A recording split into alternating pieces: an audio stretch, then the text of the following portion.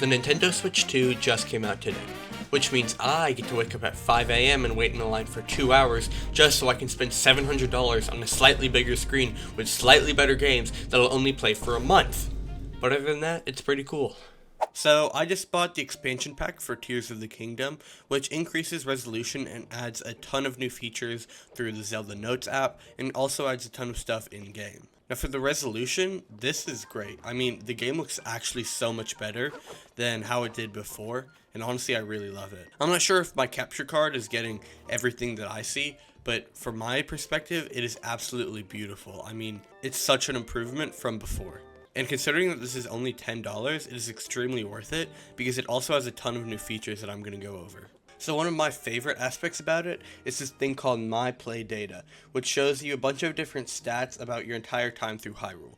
So for me, I've spent 173 hours in Hyrule, I've defeated 2,550 enemies, and I've opened 495 treasure chests. Now a few of them only start after you get the app, so they're set at 0. Like the materials collected, the weapons, rubies, and energy cell slots. But I also know that I've used 2,100 sage powers, I've completed 132 quests and adventures, and I've completed 152 shrines of light. There are tons of other stats that you can look at, but those are just some of my favorites, and it's really helpful in case you want to keep track of everything you've done throughout your entire time throughout Hyrule. And we're going to ignore the fact that I have 308 deaths. There's also the navigation, which honestly, I am not a big fan of. It's basically like a GPS that you can use or a Google Maps to take you wherever you want. It gives you instructions with this kind of annoying AI voice, and I honestly just don't like it because we literally have a map. But it can detect things that are nearby, which is nice. And one of my favorite things is the memories that you unlock with the app. Like, right now, I just heard this memory next to this lookout landing by ZELDA called Surveyors Wanted. And it basically gave me a bunch of lore about the entire thing that I didn't know before, and it adds a bunch of story to the game that wasn't there previously. There are memories like this for multiple different people, like Raru. Now something that I do really like is auto build sharing, which is what the name is. You can share auto builds so that other people can view them and copy them. For example, if I wanted to share this incredibly complex piece of machinery, all I'd have to do is open Ultrahand, go to the design, and then press send with X. And all of a sudden, it's on my phone that I can use to share to other people who have the app.